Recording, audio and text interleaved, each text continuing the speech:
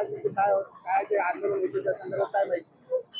काल जी घटना घडली होती त्याच्या अनुषंगानं एमआयडीसी पोलीस स्टेशनला 3 गुन्हे दाखल झालेले आहेत. त्याच्यामध्ये 4 आरोपींना अटक केलेली आहे. पुढील तपास सुरू आहे. तपासासाठी आमच्या पोलीस स्टेशनचे तसेच डिव्हिजनचे आणि क्राईम ब्रांचचे पण पथक त्याच्यामध्ये मदत करत आहेत.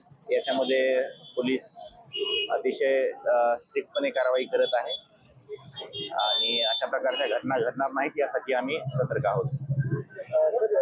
असं आंदोलन चाललेलं आहे आणि कशा पद्धतीने आपण नाही, या ठिकाणी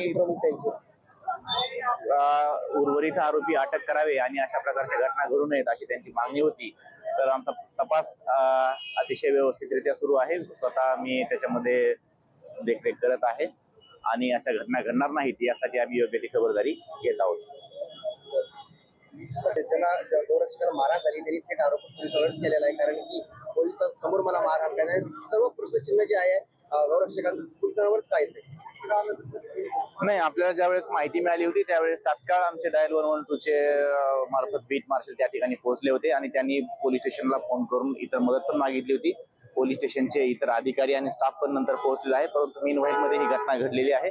तात्काळ आपण लगेच त्या ठिकाणावरून आरोपींना ताब्यात घेतलेला आहे, गुन्हा दाखल केलेला आहे. एवढ्या मॉक करून गौरक्षकाला एवढं मारहाण झाले होते. पोलीस कर्मचारी असतील त्या ठिकाणी एक दोन कर्मचारी एवढी मोठी घटना असताना गौरक्षकाला अगोदर कळवलं सुद्धा होतं.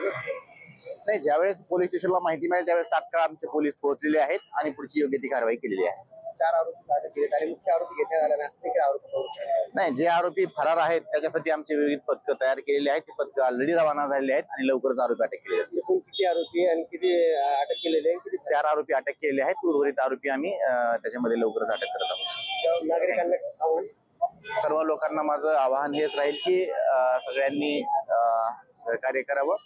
कुठल्याही समाजामध्ये तेढ निर्माण होईल असे कोणत्याही कृती करू नये.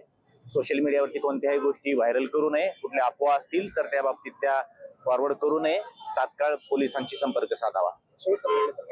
याच्यावरती काही अशाच पद्धतीचे काही गंभीर गुन्हे आहे काही म्हणजे उल्लंघन केल्याचे गुन्हे आहेत? नाही, त्याच्यामध्ये आम्ही त्यांचं पूर्ण हिस्ट्री जे रेकॉर्ड आहे ते रेकॉर्ड काढून पुढची कारवाई आमची करण्याची प्रोसेस सुरू आहे.